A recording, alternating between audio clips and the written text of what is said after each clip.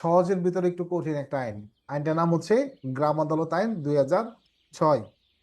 তো গ্রাম আদালত আইন 2006 এই আইনটা আসলে আমাদের কতটুকু কাজে লাগে, বা পরীক্ষায় গিয়ে এর আগে কখনো প্রশ্ন আসছে কিনা? হ্যাঁ, এটা আমাদের অনেক কাজে লাগে। এমসিকিউ অনেকবার আসছে, রচনামূলক পরীক্ষাতেও আপনার এটা থেকে প্রশ্ন আসছে।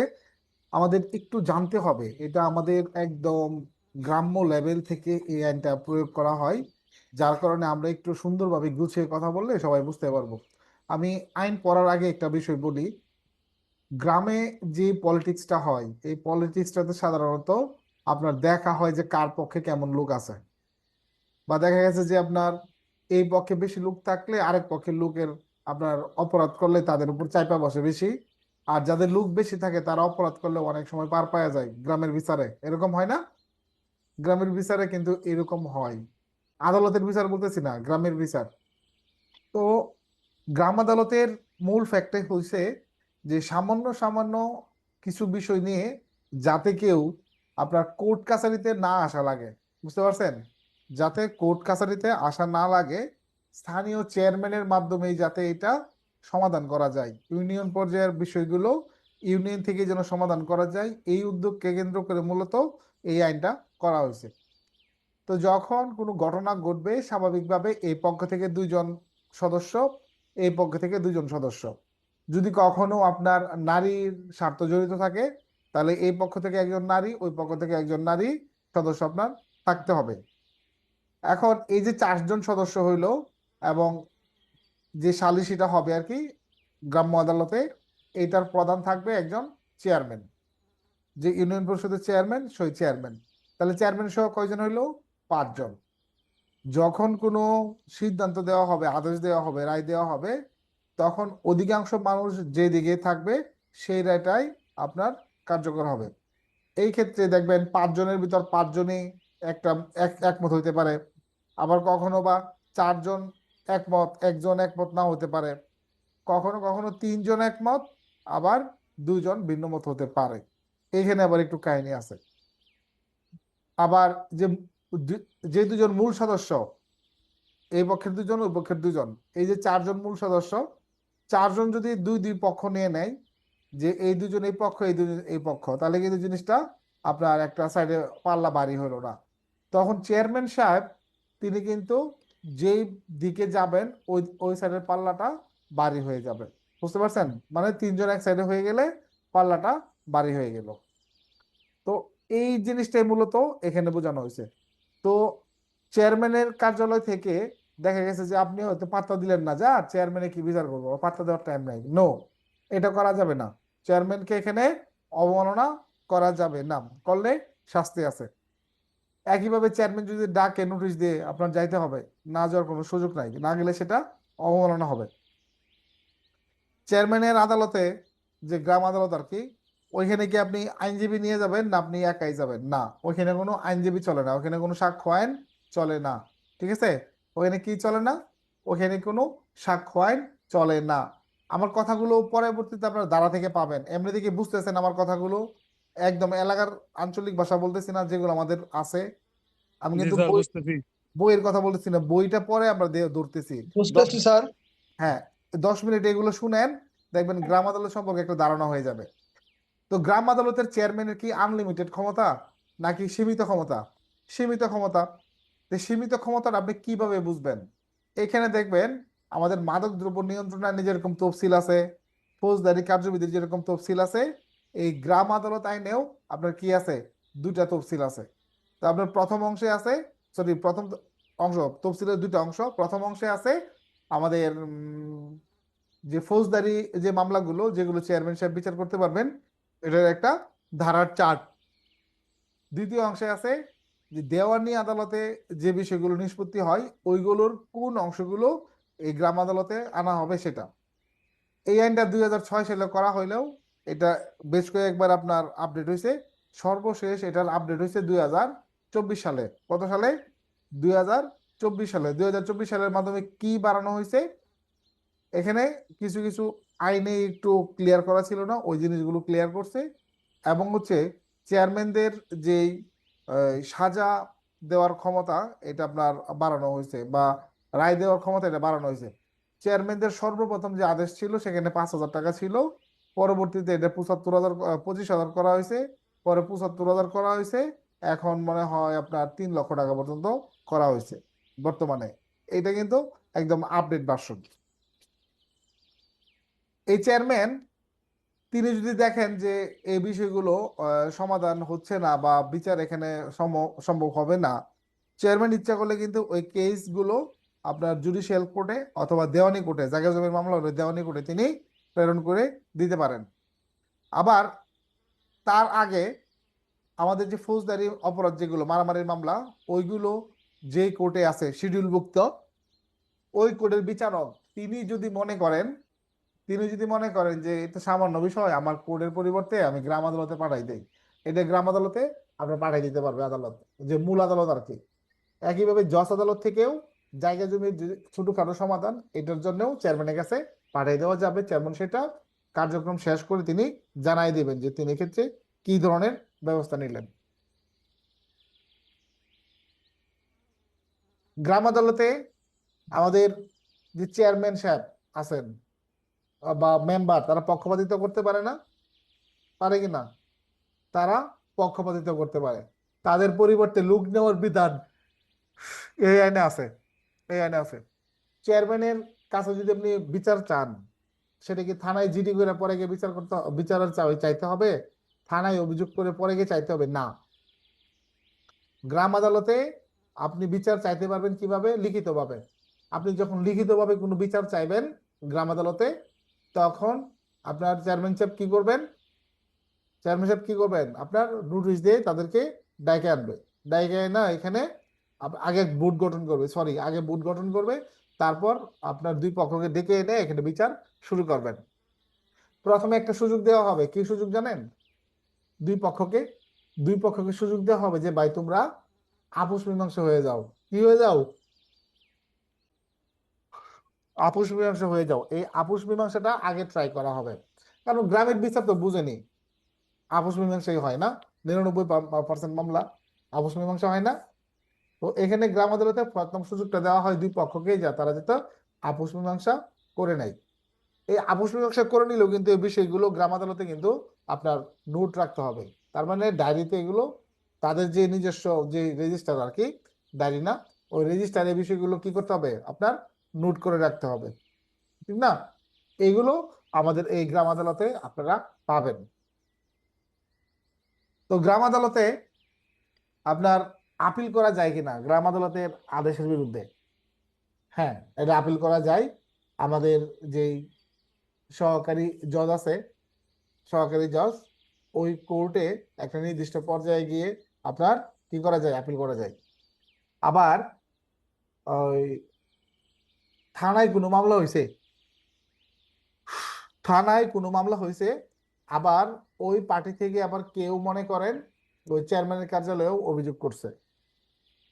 এখন থানায় যখন তদন্ত চলমান থাকে, তখন থানার তদন্ত বাদ হয়ে যাবে এরকম কিছু? নো, থানারটা বাদ হবে না। থানাটা কি বাদ হবে? হবে না, থানারটা বাদ হবে না। পুলিশ সেটা আপনার জানাই দিবে, যেটা দেওয়া দরকার, যেটা সেই মোতাবেক সেটা ব্যবস্থা নেওয়া হবে। এইগুলো হলো মূলত এই আইনের আপনার একটু ধারণা, যে গ্রাম আদালতটা আসলে কিসের ভিত্তিতে হবে, কিভাবে হবে, ইত্যাদি ইত্যাদি। এখন আমরা আইন থেকে পড়ব। দেখেন, আইনের নাম হচ্ছে গ্রাম আদালত আইন 2006। আপনার আইনের 1 নম্বর ধারায় আছে এটার নাম। নাম তো আপনারা জানেন, গ্রাম আদালত আইন 2006। 2-এ আছে সংজ্ঞা। এই সংজ্ঞার ক্ষেত্রে আমাদের একেবারে যে খুব গুরুত্বপূর্ণ কোনো সংজ্ঞা এখানে নাই, এগুলো জাস্ট এই আইন পড়তে যেগুলো লাগে এগুলোকে বোঝানো হয়েছে। এখানে ইউনিয়ন পরিষদ বলতে আমাদের যে ইউনিয়ন পরিষদ আছে, স্থানীয় সরকার যে আইন আছে ওইটার 2-এর 6 দফা অনুযায়ী যেটা স্থানীয় ইউনিয়ন পরিষদ, সেই ইউনিয়ন পরিষদকে বোঝাবে। আর এখতিয়ার সম্পন্ন সহকারী জজ, এই কথাটা আপনারা পড়তে গিয়ে অনেক জায়গায় পাবেন, বুঝতে পারছেন? এখতিয়ার সম্পন্ন সহকারী জজ বলতে এখানে বোঝানো হবে আমাদের যে জেলা জজের অধীনস্থ যে সহকারী জজরা আছেন তাদের মধ্য থেকে ওই ইউনিয়নটা যার সীমানাভুক্ত, যদি এখানে একাধিক জজ থাকেন তাহলে সর্বকনিষ্ঠ যিনি থাকবেন তার ক্ষেত্রে এটা প্রযোজ্য হবে। এখানে চেয়ারম্যান বলতে গ্রাম আদালতের চেয়ারম্যানকে বোঝানো হবে। তারপর এখানে পক্ষ বলতে আপনার এমন কোনো ব্যক্তি অন্তর্ভুক্ত হবে যার উপস্থিতিতে কোনো বিরোধের মীমাংসার জন্য প্রয়োজনীয় বলে বিবেচিত হয়। তার মানে দুইটা পক্ষ থাকে, এই পক্ষ আর ওই পক্ষ, বাদী বা বিবাদী বা অভিযোগকারী, আরেকটা হলো কি আসামি, এভাবে আপনি বলতে পারেন। শিশুর ক্ষেত্রে আমাদের যে 2013 সালের শিশু আইন এটা প্রযোজ্য হবে। গ্রাম আদালত দ্বারা বিচারযোগ্য মামলা, দেখেন গ্রাম আদালতে আমাদের কি ধরনের মামলা বিচার করা যাবে ইতিমধ্যে আমরা বলে ফেলছি, তাই না? যে তফসিলের প্রথম অংশের যে ফৌজদারি মামলা আছে এগুলো, এবং দ্বিতীয় অংশের দেওয়ানি মামলা যেগুলো আছে এগুলো। এখন তফসিলটা কোথায়, তফসিলটা আমি আপনাদের একটু দেখাই দেই, আবার অনেকে দেখতে চাবেন। তফসিলটা একটু আগে দেখাই দিই তাহলে সুবিধা হয়। যারা পড়ছেন বা ই করছেন একটু অ্যানালাইসিস করছেন তারা তো তফসিল দেখছেন। এই যে দেখেন তফসিল, এটা হলো প্রথম অংশ, তফসিলের প্রথম অংশ, যে ফৌজদারির মামলাসমূহ বা ফৌজদারির যে ধারাসমূহ আছে, যে কোন কোন ধারাগুলোর ক্ষেত্রে তারা ক্ষমতা রাখে, এই যে 323, 24 এইগুলো, এই এখানে আরো আছে, এগুলোর ক্ষেত্রে ক্ষমতা রাখেন। তারপরে আমাদের আছে দ্বিতীয় অংশে দেওয়ানি কোর্ট। দেওয়ানি কোর্টের বিষয়টা একটু জটিল লাগে, তবে এই ক্ষেত্রে একটু মনোযোগ দিয়ে দেখলে আপনারা বুঝে যাবেন যে দেওয়ানি আদালতের কোন বিষয়গুলোর ক্ষেত্রে এই ক্ষমতা রাখতে পারে। অবশ্যই সেটা কিন্তু একটা নির্দিষ্ট পরিমাণ অর্থের বাইরে হলে হবে না। কিন্তু আমরা বুঝলাম যে কোনটা আমরা বিচার করতে পারবো কোনটা করতে পারবো না এটা। এখন বিচার্য হবে না কোনটা, স্বাভাবিকভাবে আপনার ওই তফসিলভুক্ত না হলে এটা আমাদের কি হবে না, বিচার্য হবে না। আরো হবে না যদি ওই মামলায় কোনো শিশুর স্বার্থ থাকে, ওইখানে যদি কোনো সম্পাদনের কোনো চুক্তিতে কোনো থাকে এরকম যে এটা ভবিষ্যতে বিরোধ দেখা দিলে আপনার সালিসির মাধ্যমে বিরোধ নিষ্পত্তি হবে, তাহলে এটার উপরে আপনার বিচার চলবে না। স্থানীয় সরকার বা স্থানীয় কর্তৃপক্ষ বা কর্তব্য পালনরত কোনো সরকারি কর্মচারী উক্ত বিবাদের কোনো পক্ষ হলে হলে এটা মামলা চলবে না, এটা আপনার মামলা করার কোনো সুযোগ থাকবে না গ্রাম আদালতে, সেটা চলে যাবে আমাদের ফৌজদারি কোর্টে। ধারা নাম্বার 4, গ্রাম আদালত গঠনের আবেদন। ওই যে আমি আপনাদেরকে বলছিলাম যে আপনার আবেদন লাগবে, যে ব্যক্তি গ্রাম আদালতে বিচার চাচ্ছেন তিনি একটা কি করবেন, তিনি একটা আবেদন দিবেন।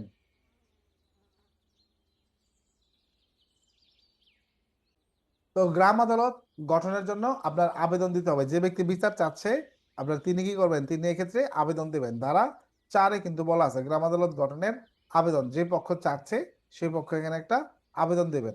সেই আবেদনের প্রেক্ষিতে চেয়ারম্যান কি করবেন, একটা নির্ধারিত যে বিধিবিধান আছে তাদের সেই অনুযায়ী একটি গ্রাম আদালত গঠন করবেন। আচ্ছা, যদি চেয়ারম্যান কোনো কারণে নামঞ্জুর করেন আপনার আবেদন, যে আপনি আবেদন করছেন এখন আপনারটা চেয়ারম্যান সাহেব এলাও করেন নাই, এই নাম মঞ্জুরের ক্ষেত্রে ব্যবস্থা আছে কিনা? হ্যাঁ, ওই যে বলছিলাম না যে নাম মঞ্জুর করলে উচ্চ আদালতে যেতে পারবেন, তো চেয়ারম্যানের পরে উচ্চ আদালত হিসেবে সহকারী জজ আদালতে গিয়ে আপনার রিভিশন করা যাবে। আচ্ছা, পরে বলতেছে রিভিশন প্রাপ্তির পরে আপনার বিচারক কি করবেন, তিনি সেটা 30 দিনের মধ্যে অবশ্যই নিষ্পত্তি করবেন। গ্রাম আদালতের আবেদন গেল, তো আবেদনের পরের কাজটা কি, কার্যকর ব্যবস্থা। তাহলে কার্যকর ব্যবস্থার ক্ষেত্রে আমার এখানে দ্বারা রয়েছে কত, 5, যে গ্রাম আদালত গঠন, যে গ্রাম আদালতটা আমাদের গঠন হবে কিভাবে। ওই যে একটা কথা আপনাদেরকে বলছিলাম মনে আছে, যে দুইজন দুইজন 4 জন, আর চেয়ারম্যান সাহেব এই ক্ষেত্রে আপনার নীতি নির্ধারক হিসেবে ভোট দিতে পারেন, দুইজন দুইজন 4 জন, আর এক্সট্রা থাকবে কে, চেয়ারম্যান সাহেব, তাই না? আমি আবার বলতেছি খুব বেশি প্রেশার নিয়েন না এই আইনটার ক্ষেত্রে, একটু হালকাভাবে নেন, পড়েন, আলোচনার মাধ্যমে ক্লাসের মাধ্যমে যতটুকু মনে থাকে ততটুকু আপনি চর্চা করেন, সিরিয়াস হবেন না, কোনটাতে বেশি সিরিয়াস হওয়া লাগবে আমি বলবো। ধারা 5-এ বলতেছে যে আপনার একজন চেয়ারম্যান এবং উভয় পক্ষ দ্বারা মনোনীত 2 জন করে মোট 4 জন, সর্বমোট চেয়ারম্যান সহ 5 জন সদস্য নিয়ে গ্রাম আদালত গঠিত হবে। তবে শর্ত থাকে যে প্রত্যেক পক্ষ দ্বারা মনোনীত 2 জন সদস্যের মধ্যে একজন সদস্যকে সংশ্লিষ্ট ইউনিয়ন পরিষদের সদস্য হতে হবে। অর্থাৎ আপনার যে 2 জনকে আপনি সদস্য করতেছেন মনোনীত, এর ভিতর একজনকে অবশ্যই ওই এলাকার নির্বাচিত যে সদস্য অর্থাৎ মেম্বার বলে একটা দাঁড়ায়, ওই মেম্বার হতে হবে। পরে বলতেছে যে যদি কোনো নারীর স্বার্থ থাকলে, নারীর স্বার্থ জড়িত থাকলে সংশ্লিষ্ট পক্ষ সদস্য মনোনয়নের ক্ষেত্রে একজন নারী সদস্য হিসেবে প্রদান করবেন। তার মানে নারীর বিষয়টা আমরা আগেই বলছি, এখানে এই জিনিসটা বলতেছি একটু সহজ ভাষায় আপনি লিখবেন। তারপর হচ্ছে আমাদের চেয়ারম্যান সাহেবের এখানে যে ইউনিয়ন পরিষদের চেয়ারম্যান গ্রাম আদালতেরও চেয়ারম্যান হবেন। তবে যে ক্ষেত্রে তিনি কোনো কারণবশত চেয়ারম্যান হিসেবে দায়িত্ব পালন করতে অসমর্থ হন কিংবা তার নিরপেক্ষতা সম্পর্কে কোনো প্রশ্ন করা হয়, উত্থাপিত হয়, সেই ক্ষেত্রে নির্ধারিত পদ্ধতিতে একে বিধান উল্লিখিত সদস্য ব্যতীত উক্ত ইউনিয়ন পরিষদের অন্য কোনো সদস্য গ্রাম আদালতের চেয়ারম্যান হবেন। যারা আগে থেকে বোর্ডে ঘোষণা ছিল তারা না, অন্য একজন আপনার কি করবেন, এক্ষেত্রে চেয়ারম্যানের দায়িত্ব নেবেন। আবার পরের দিকে দেখেন, এখানে যদি কোনো ধরনের ক্যাচাল দেখা দেয়, এটা আপনার সমাধান আছে কিনা। এই তিনি বলতেছে বিবাদের কোনো পক্ষে যদি একাধিক ব্যক্তি থাকেন তবে চেয়ারম্যান উক্ত পক্ষভুক্ত ব্যক্তিগণকে তাদের পক্ষের 2জন সদস্য মনোনীত করতে আহ্বান জানাবেন। মানে অনেক থাকতে পারে, এবং যদি তারা এই ধরনের মনোনয়ন দানে ব্যর্থ হন তবে তিনি উক্ত ব্যক্তিগণের মধ্য হতে যে কোনো একজনকে সদস্য মনোনয়ন করার জন্য ক্ষমতা প্রদান করবেন এবং সেই অনুযায়ী ক্ষমতাপ্রাপ্ত ব্যক্তি সদস্য মনোনয়ন করবেন। মানে ধরেন আপনাকে ক্ষমতা দেওয়া হবে, আপনি সেটা বাছাই করবেন। পরে বলতেছে 4 উপধারাতে যে উপধারা 1-এ যা কিছুই থাকুক না কেন, বিবাদের কোনো পক্ষ চেয়ারম্যানের অনুমতি নিয়ে ইউনিয়ন পরিষদের সদস্যদের পরিবর্তে অন্য কোনো ব্যক্তিকে গ্রাম আদালতের সদস্য হিসেবে মনোনীত করতে পারবেন, মানে মেম্বারকেও সরাই দিতে পারবেন। পরে বলতেছে 5, এই ধারার অন্যান্য বিধানে যা কিছুই থাকুক না কেন, যদি নির্ধারিত সময়ের মধ্যে সদস্য মনোনীত করা সম্ভব না হয় তবে সেই ধরনের সদস্য ছাড়াই গ্রাম আদালত গঠিত হবে এবং তা বৈধভাবে তার কার্যক্রম চালাতে পারবে। অনেক সময় হয় কিন্তু লোক পাওয়া যায় না আসলে, ঠিক না? এটা যারা আপনার প্রত্যন্ত অঞ্চলে চাকরি করে তারা বুঝে যে কেমন একটা লোকের কথা মূল্য। আপনার ওই ইটনা মিঠামো নষ্টগ্রাম হাওড়ে যখন যাবেন তখন আমার কাছে মনে হবে যে কই এলাম, এই হাওড়ের ভিতরে একটা লুক তো পাইতেছি না। তখন আপনি লুকের ফিলটা খুব করবেন।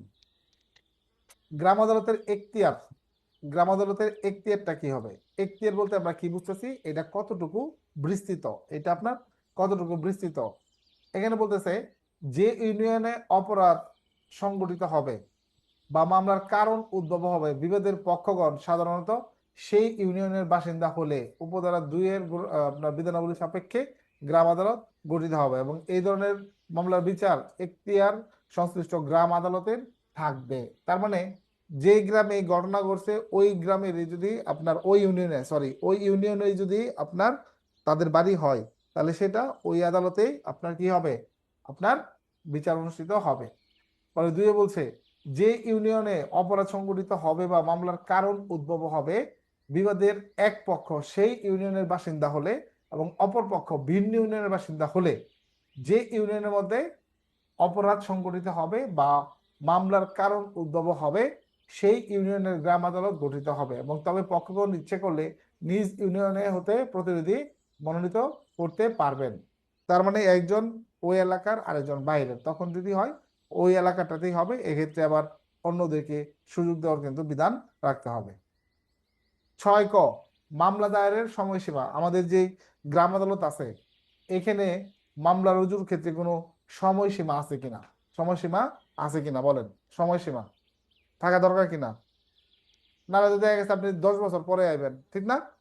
10 বছর পরে আইবেন না, 10 বছর পরে আইবেন। তো এইখানে আমাদের 6 তে স্পষ্ট ক্লিয়ার ভাবে বলে দিছে যে মামলা দায়েরের সময়সীমা যেই করেন না কেন এই সময়ের ভিতরেই মামলাটা আপনার করতে হবে। কিরকম, যে বলছে এখানে 6-এর ওই কর ভিতরে আবার আরেক ক। তো এখানে বলতেছে যে প্রথম অংশে বর্ণিত ফৌজদারি মামলা দায়েরের ক্ষেত্রে 30 দিনের মধ্যে করতে হবে। তার মানে আমাদের যে পুলিশি মামলাগুলো বা ফৌজদারি মামলাগুলো এগুলোর ক্ষেত্রে কতদিন, আপনার 30 দিনের ক্ষেত্রে। আর দেওয়ানি মামলার ক্ষেত্রে যদি সহজ ভাষায় শিখেন তাহলে হচ্ছে 60 দিনের মধ্যে। 60 দিনের মধ্যে কি করতে হবে, চেয়ারম্যানের যে পরিষদ আছে ওইখানে গিয়ে আবেদন করতে হবে।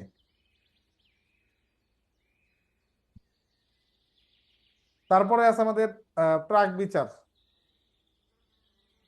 দেখেন এই যে প্রাক বিচারটা কিভাবে হবে, এখানে বলতেছে আমাদের ধারা 5-এ আমরা যেটা পড়ছিলাম, কোন গ্রাম আদালত গঠিত হওয়ার 15 দিনের মধ্যে গ্রাম আদালতের প্রথম অধিবেশন অনুষ্ঠিত হবে। কত দিনের ভিতরে, আপনার 15 দিনের মধ্যে গ্রাম আদালতের প্রথম অধিবেশন অনুষ্ঠিত হবে এবং উক্ত অধিবেশনে গ্রাম আদালত উভয় পক্ষের শুনানি করে মামলার বিচার্য বিষয় নির্ধারণ করবেন। এবার হচ্ছে দুই পক্ষকে নিয়ে কথাগুলো শুনে বিচার্য বিষয় নির্ধারণ। আপনাদের কি মনে আছে যে বিচার্য বিষয় কিভাবে নির্ধারণ করা হয়? মনে আছে বিচার্য বিষয় কিভাবে নির্ধারণ করা হয়? কে জানেন বলেন? এক পক্ষ মানবে এবং অপর পক্ষ মানবে না, এই যে দুইটা বিষয় যখন তর্ক সৃষ্টি হবে তখন সেটা বিচার্য বিষয় হিসাবে গণ্য হবে স্যার, সহজ ভাষায় স্যার। ধন্যবাদ, মোটামুটি হয়েছে। আচ্ছা, তার বিচার্য বিষয় হচ্ছে যে বিষয়টা নিয়ে বিচার হচ্ছে, অর্থাৎ যে বিষয়টা নিয়ে অমীমাংসিত যে বিষয়, অর্থাৎ যে আদালতে যে যে বিষয়টা নিয়ে বিচার হয় ওইটাই বিচার্য বিষয়, এক কথায়। আচ্ছা হয়েছে মোটামুটি। আচ্ছা ধন্যবাদ। আমরা এবার চলে যাই পরবর্তী রূপে। এখানে কি বলতেছে যে প্রাক বিচার। তো এখানে প্রাক বিচারে বলতেছে যেটা আমাদের যে 15 দিনের যেটা আপনার বিচার্য বিষয় আমরা আপনার কি করলাম নির্ধারণ করলাম এবং পক্ষগণের মধ্যে আপোষ মীমাংসার মাধ্যমে বিচার নিষ্পত্তির উদ্যোগ গ্রহণ করবে। বলছিলাম না আলোচনার মাধ্যমে যে প্রথমে কি দেওয়া হবে সুযোগ? আপোষ মীমাংসার সুযোগ।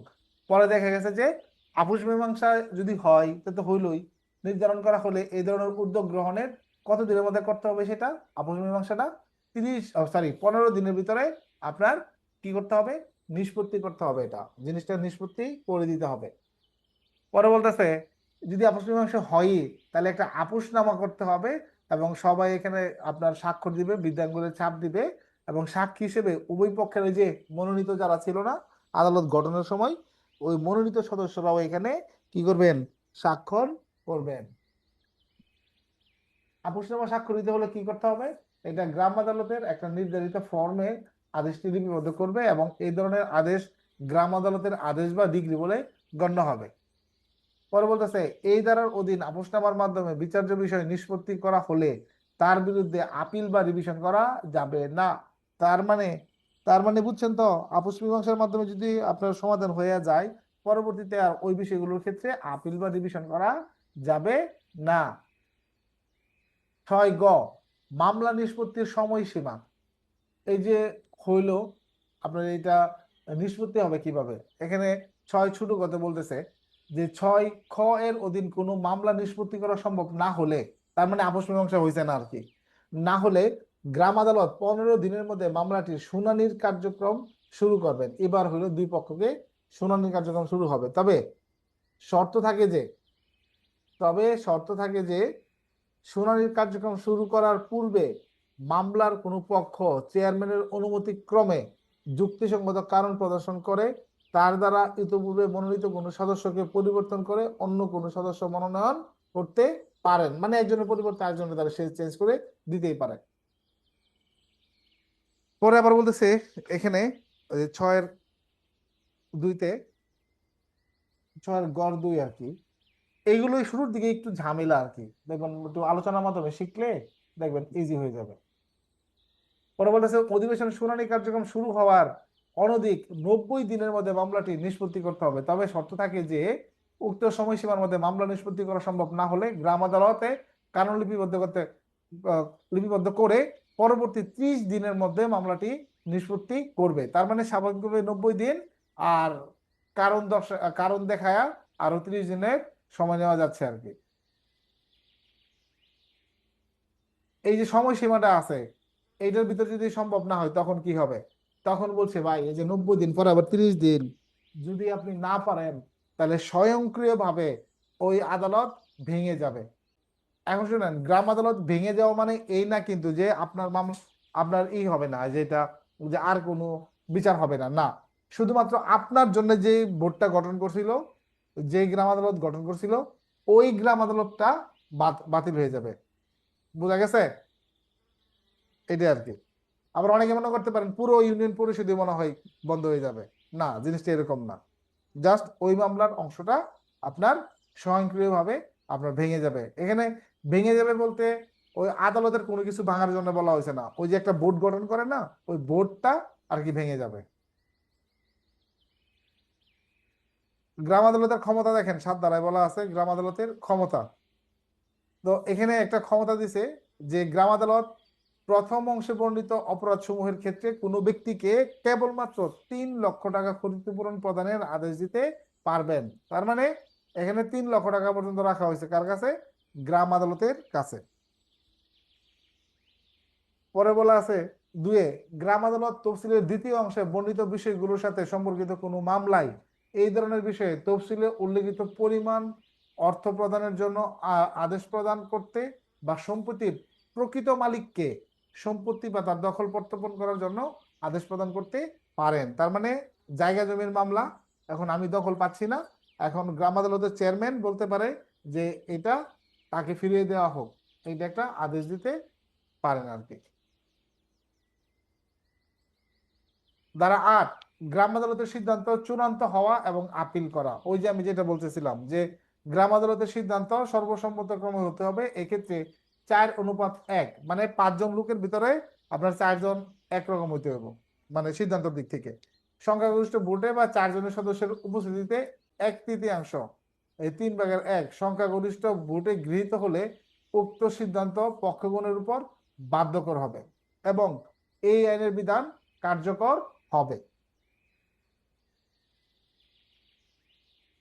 এই যে দেখেন এখানে বলছে একের কথায় যে 4 জন সদস্যের উপস্থিতিতে গ্রাম আদালতের সিদ্ধান্ত 2-2 সমান সমান ভোটে অমীমাংসিত হলে চেয়ারম্যান নির্ণায়ক ভোট প্রদান করে সিদ্ধান্ত গ্রহণ করবেন। তার মানে চেয়ারম্যান যে দিকে চাপবে ওই দিকেই রায় চলে যাবে। বলছি না ক্লাসের শুরুতেই তো বলছি। তারপরে এখানে আরো কিছু সিদ্ধান্ত দেওয়া আছে, একটু আপনারা পড়ে নিয়েন। এটা আমাদের এই যে ধারাটা আছে 8 নম্বর ধারাতে এটা। আচ্ছা, 9 নম্বর ধারাটা আমরা দেখবো গ্রাম আদালতের সিদ্ধান্ত কার্যকরকরণ। গ্রাম আদালত যে একটা সিদ্ধান্ত দিল, আপনার এটা কার্যকরকরণটা কিভাবে হবে? এই সিদ্ধান্তটা এখন তো দেখা যাচ্ছে সে তো আর কোনো জেল জরিমানা করতে পারতেছে না, জেল দিতে পারতেছে না, এটা কিভাবে হবে? এখন এখানে বলতেছে গ্রাম আদালত কোনো ব্যক্তিকে ক্ষতিপূরণ প্রদানের জন্য অথবা সম্পত্তি বা তার দখল প্রত্যর্পণ করার জন্য সিদ্ধান্ত গ্রহণ করলে উক্ত বিষয়ে নির্ধারিত পদ্ধতিতে আদেশ প্রদান করে এবং তার নির্দিষ্ট রেজিস্টারে লিপিবদ্ধ করতে হবে। তারপর যে সিদ্ধান্তটা যে গ্রাম আদালতের সিদ্ধান্ত কার্যকর করতে হবে, এই কার্যকরের জন্য প্রয়োজনীয় আদেশ প্রদান করবে গ্রাম আদালত এবং তা নির্ধারিত রেজিস্টারে কিন্তু সেটা লিপিবদ্ধ হবে।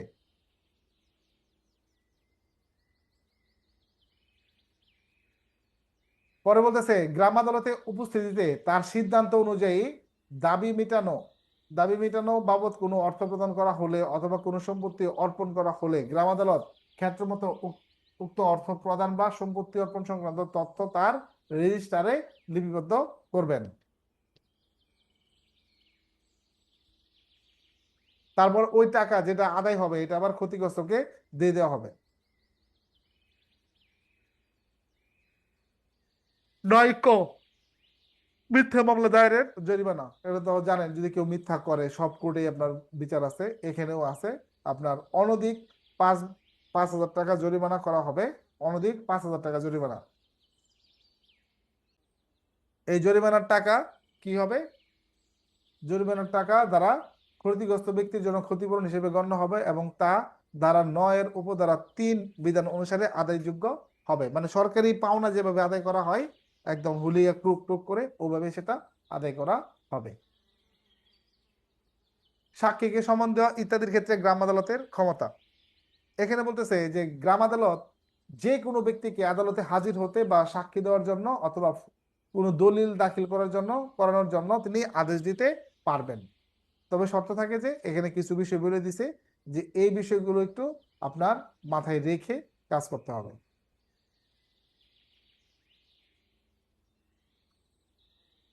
ধারা 11 গ্রাম আদালতকে অবমাননা। গ্রাম আদালতকে অবমাননা, এখানে বলতেছে কোনো ব্যক্তি আইনসঙ্গত কারণ ব্যতীত যদি আপনার মনে করেন যে আদালতকে এখানে অবমাননা করে, অপমানিত করে, ভয়ভীতি ইত্যাদি ইত্যাদি এই কাজগুলো যদি করে, সেক্ষেত্রে এই গ্রাম আদালত কি করবে? পানিশমেন্টের ব্যবস্থা রাখবে, তাই না? পানিশমেন্টের ব্যবস্থা।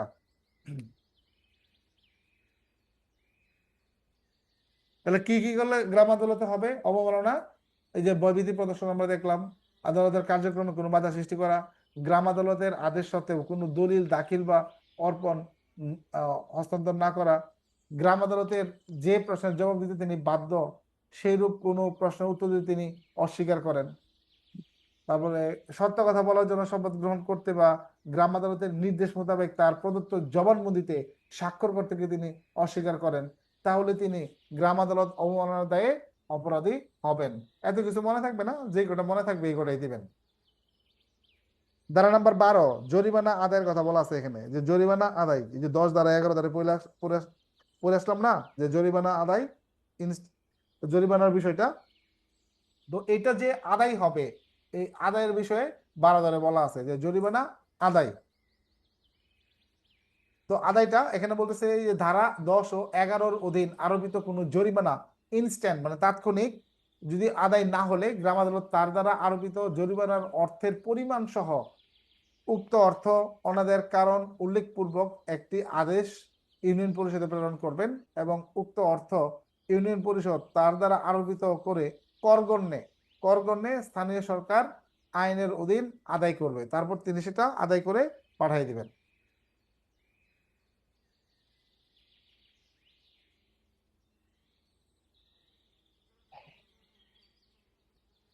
এগুলো আগে বলে ফেলছি, এগুলো লাগবে না। আইনজীবী নিয়োগ নিষিদ্ধ, এটা আমরা আগে বলছি।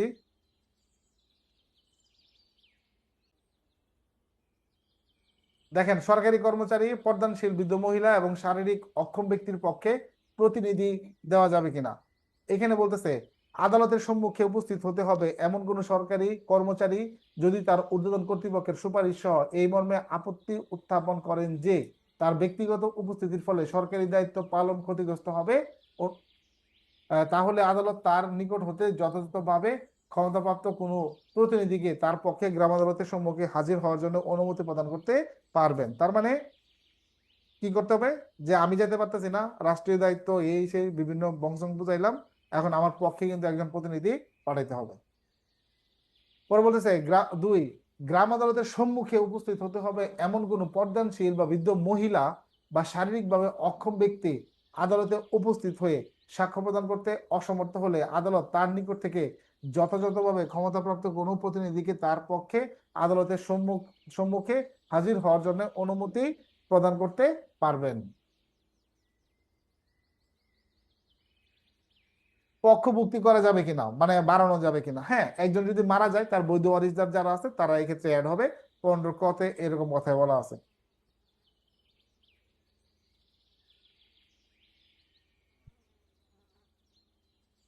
ধারা 16, কতিপয় মামলার স্থানান্তর। এটা তো একটু আগে আপনাদেরকে বললাম যে জুডিশিয়াল কোর্ট পাঠাইতে পারেন এবং জজ কোর্ট পাঠাইতে পারেন, ঠিক না।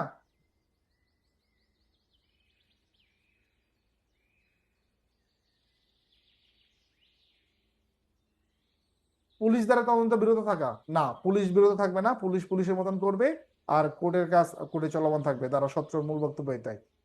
ধারা 18, বিচারাধীন মামলা সমূহ। এই যে চেয়ারম্যানের কাছে যে আছে আপনার বিচারাধীন মামলা, এগুলো সম্পর্কে এখানে বলছে যে এই আইন মোতাবেক বিচারযোগ্য যে সকল মামলা এই আইনের বলবৎ হওয়ার অব্যাহতির পূর্বে কোনো দেওয়ানি বা ফৌজদারি আদালতে বিচারাধীন রয়েছে, এদের উপর এই আইন প্রযোজ্য হবে না। বোঝা গেছে? তার মানে আগে থেকে মামলা আছে, ওইসব ক্ষেত্রে এই গ্রাম আদালত চলে না। এবং এই ধরনের মামলা এই ধরনের আদালত দ্বারা এভাবে মীমাংসা করা হবে যে এই আইন প্রণীত হয়নি। তার মানে ধরে নিতে হবে যে এই আইনটা নাই, ওই আইন যেভাবে হয়েছিল মামলা ওভাবে সেটা নিষ্পত্তি করতে হবে, ধরে নিতে হবে যে এই আইনটা নাই। তারপর আছে অব্যাহতি দেওয়ার ক্ষমতা। এটা আমাদের তেমন লাগে না। বিধিমালা প্রণয়নের ক্ষমতা 20, 21 আছে রহিতকরণ বা হেফাজত। এগুলো আমাদের তো একই জিনিস।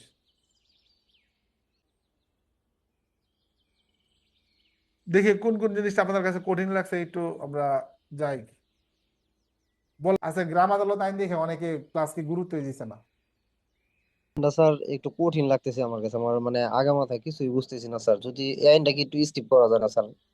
করে দিবেন, যার কাছে স্কিপ লাগে করে দিবেন। আমার তো সিরিয়াল অনুযায়ী পড়াইতে হবে, অক্ষর অনুযায়ী আমার পড়াইতে হবে। এরকম স্কিপ আপনার কাছে একটা লাগবো, আরেকজনের কাছে আরেকটা কঠিন লাগবো, এরকম মনে করেন 15-20 জন পাইলে হইব। হ্যাঁ, তো এর ভিতরে 15-20 জনের কাছে 15-20টা কঠিন লাগবো, তো 15-20টা আইন বাদ দিয়ে দিলে আমার আর আইনই থাকে না। কি সহজ জিনিসটা কঠিন ভাবে নেবেন না, আর কঠিনটা সহজ ভাবে নেবেন না। এটা বলেছে গ্রামের বিচার। গ্রামের বিচার এমসিকিউ এর জন্য খুব ইম্পর্টেন্ট, 2-3টা এমসিকিউ থাকে, এমসিকিউ ইম্পর্টেন্ট। এই ক্ষেত্রে রচনামূলক প্রশ্ন আসতে পারে যে গ্রাম আদালত গঠন, গ্রাম আদালতে কোন কোন অপরাধের বিচার হয়, আর গ্রাম আদালতে কখন বিচার অনুষ্ঠিত হয় না, এরকম যদি কখনো হয় এরকম প্রশ্ন হতে পারে। তবে পড়তে হবে আপনাকে, নতুন তো অনেকেই তা এই আইনটা পড়েই নাই কখনো, গ্রাম আদালত আইন। এমনকি আদালত অবমাননা আইনও কিন্তু পড়তে হয়, আমি যেটা দেখছি অনেকে পড়ায়। আদালত আদালত অবমাননার দরকার নাই, আপনার এটা পড়তে হবে। এটা একটু কঠিন হইলেও আপনার পড়ে ফেলতে, সহজের ভিতরে একটু কঠিন আইন, বুঝছেন না? মনে হইতে পারে গ্রাম গ্রাম আদালত আইন, এটা পড়ার কি আছে, গ্রাম আদালত আইন এটা একদম সহজ বিষয়। আমি তো এটা ভিডিও ক্লাসে আমি নিজেই স্বীকার করছি। অতএব এটা একটু কঠিন কোন জায়গায় মনে হয়, ওই যে চেয়ারম্যানের পাঠাই দিব, আবার চেয়ারম্যানের কাছে পাঠাই দেয়, হ্যাঁ, আবার জজ সাহেব পাঠাই দেয়, ব্যাক করে দেয় মামলা।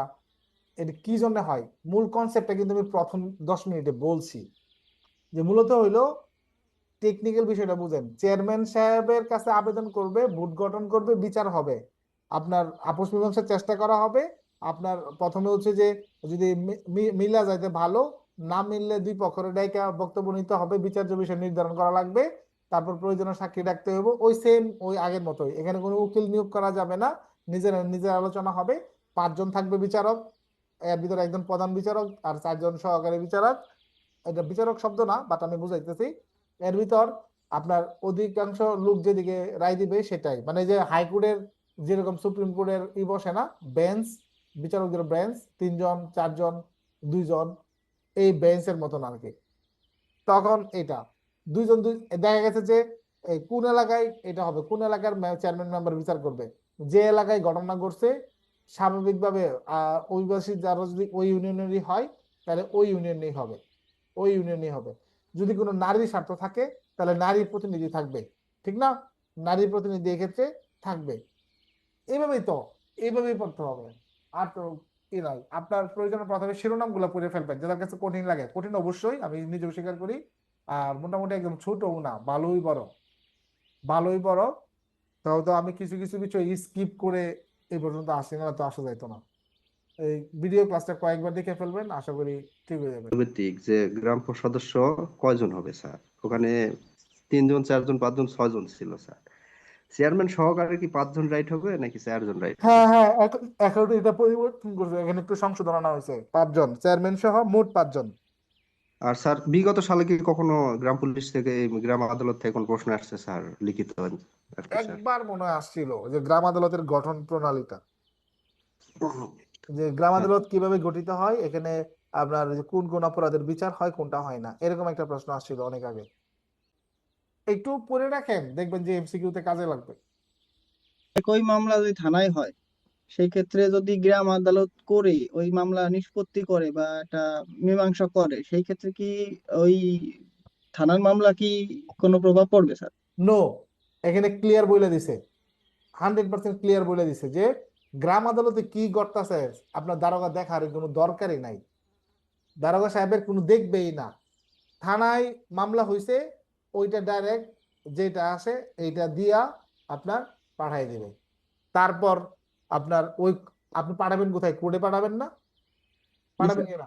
কোর্টে যখন পাঠাবেন, কোর্ট আবার চেয়ারম্যানের কাছে পাঠাইবে ওই আপনার মামলায়। আপনার মামলায় আবার দেখবেন যে এই সাইডে সাধারণত যে ধরনের প্রসিকিউশন দেয়, যে 323, 506, 427, সব প্রসিকিউশন আপনার অধিকাংশই পাঠাই দেয় কিন্তু গ্রাম আদালতে, জানেন এটা আপনারা? না স্যার। এগুলো কিন্তু চেয়ারম্যানের কাছে পাঠাই দেয় আপোষ মীমাংসার জন্য।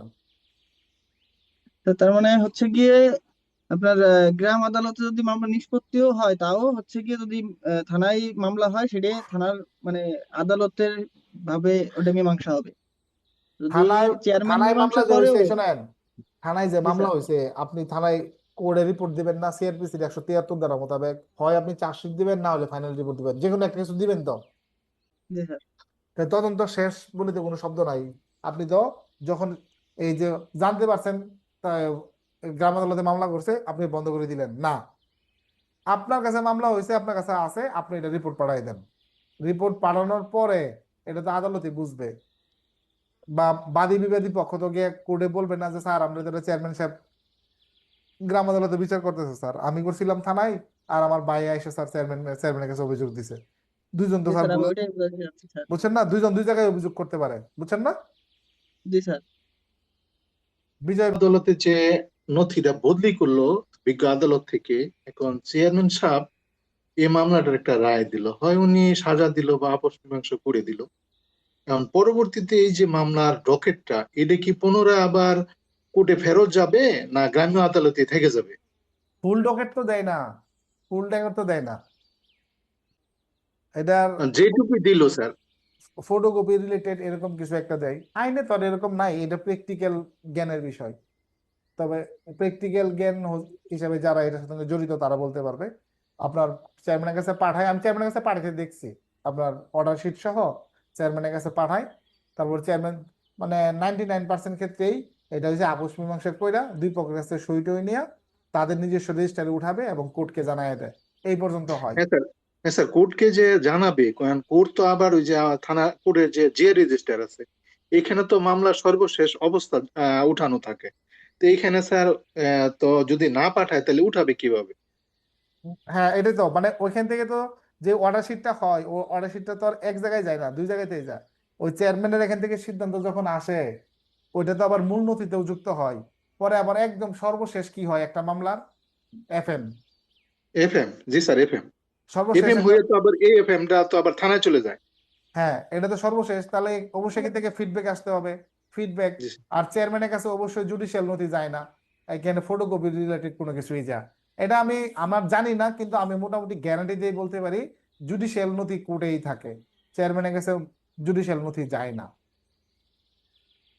যে অর্ডার শিটটা যায় আর বিষয়বস্তুগুলো যায়, কি পজিশনে আছে মামলাটার, ওইটা পাঠায় দেয় আর কি। এই নিয়ে স্যার একটা ঝামেলা হয়েছিল, একজন বিসিএস স্যার, ওই যে জামালপুরের স্যার, এসপি স্যার, ওই ওনার গ্রাম্য আদালতে বদলি হয়েছে, বদলি হওয়ার পরে মামলা রায় দিছে। এখন রায় দিলে ওনার সিডিএমএস এ দেখা গেছে ওনার নামে মামলা আছে। তখন এই মামলার কি রায় হয়েছে এই কোনো তথ্য নাই, তখন ওনার আর ক্লিয়ারেন্স দেয় না। এই জন্য স্যার জানতে চাইছিলাম আর স্যার, এটা যে হ্যাঁ, পুনরায় ফেরত যাবে কিনা। মানে এটা বাস্তবিক যারা আইন প্রয়োগ করে, এই যে চেয়ারম্যানের কার্যালয়, তার পরবর্তী পজিশনটা কি, কোর্ট এবং চেয়ারম্যানের কার্যালয়ের লোক, তারা এটা বলতে পারবে। চেয়ারম্যানের যে সচিব সে শরীফ। শর্ট করে স্যার এই এই এই এই আইনটা স্যার কিছু ধারা আমাদেরকে স্যার বলে দেন স্যার, আমরা যেগুলো বেশি গুরুত্ব দিব আর কি স্যার। হ্যাঁ, পাবেন, এটা চার্ট করা হচ্ছে কন্টিনিউ, সর্বোচ্চ 2 দিনের ভিতরে পেয়ে যাবেন এবং কালকে পাইতে পারেন। এই আদালত থেকে আমি বলে দিয়ে দিলাম যে গ্রাম আদালত গঠন গঠন প্রক্রিয়া এবং গ্রাম আদালতের যে এখতিয়ার, সে কোনগুলো বিচার করতে পারে এবং কোনগুলো পারে না, এই প্রশ্নটাই হওয়ার সম্ভাবনা 99%। গ্রাম আদালতের গঠন প্রণালী, তার মানে প্রথমে আবেদন করতে হয়, তারপর বোর্ডের সদস্য নির্বাচিত করতে হয়, তারপর এখতিয়ার কোন কোন এলাকায় হলে কোন আদালতে বিচার্য হবে, কারা কারা বোর্ডের সদস্য হবে, কতজন করে হবে, কতজনের রায় হলে কোন দিকে কি সিদ্ধান্ত হবে, এই বিষয়গুলো, জরিমানা কি হইতে পারে, কোন কাজগুলো গ্রাম আদালতের অবমাননা হয়, এই রিলেটেড প্রশ্ন কিন্তু হবে। যতটুকু দেখছি বা আমি সচিবের সাথে করছিলাম যে গ্রাম আদালতে যে মামলাগুলো কোর্টে থেকে পাঠায়, পুরা নথিটা পাঠায় নাই, একটা ফরওয়ার্ডিং সিস্টেম, বাদী বিবাদী নাম উল্লেখ করে বিষয়বস্তু লেখা, একটা ফরওয়ার্ডিং এর ভিতরেই হ্যাঁ, এই যে বিষয়বস্তুটা লেখা। অর্ডার শিট আর কি। অর্ডার শিটের মতোই, অর্ডার শিটে একটা পেজ থাকে স্যার, একটা ফরওয়ার্ডিংও থাকে অর্ডার শিটের সাথে। হুম। ওইটা দিয়ে আবার এখানে কি রায় হইলো এটা আবার কোর্টকে অবহিত করে এবং এক কপি অনেক সময় থানায় দেয় বা মানে কোর্টে দেয় 100% স্যার, ওই কপিটা সহ যেটা অর্ডার শিটটা দিছে ওরা একটা ফটোকপি রেখে দেয়। এটা হলো এক বিষয়। আর একটা হলো স্যার, যখন মীমাংসা না হয় তখনও কোর্টে অবগত করে, কিন্তু আমার প্রশ্ন হলো যে যখন কোর্টে এই যখন গ্রাম আদালতে একটা অভিযোগ করে, যখন গ্রাম আদালতে মীমাংসা না হয়, এইটা কি হয় স্যার? মীমাংসা হলে না, একটা অভিযোগ করলো স্যার গ্রাম আদালতে, এটা কি করে স্যার? আচ্ছা, এটাই তো, গ্রাম আদালতে যখন মীমাংসা না হবে তখন ওইটা যে জায়গার যে জায়গায় বিচার্য যে জায়গায় বিচার্য ওই জায়গায় তাদেরকে মামলা করার জন্য বলা হবে, তাদেরকে ওইখানে পাঠানোর জন্য বলা হবে। চেয়ারম্যান তো সে চেষ্টা করছে, যদি কোর্ট থেকে আইসা থাকে তাহলে কোর্টকে সে জানাবে, আর যদি কোর্ট থেকে আইসা না থাকে, সরাসরি তারা চেয়ারম্যানের কাছে যারা থাকে, যেটা কোর্ট পর্যন্ত এখন যায়ই নাই, তাহলে তো ওই গ্রাম আদালত ভাঙিয়ে দিবে, ভাঙে দিয়ে বলবে যে তোমরা কোর্টে যাও, কোর্টে ব্যবস্থা নেও, বুঝছেন না? যদি কোর্ট থেকে আসে কোর্টকে জানাবে, যেহেতু কোর্ট থেকে আসে নাই, আপনারা সরাসরি চেয়ারম্যানের কাছে গেছেন, তখন চেয়ারম্যান পারে নাই, বলে দিবে তোমরা এতে যাও, স্বাভাবিক বিষয় এটা, যে তোমরা এবার কোর্টে যাও, ঠিক না? চেয়ারম্যান যদি না পারে আপনাদের কোর্টে যেতে হবে না, হয় কিন্তু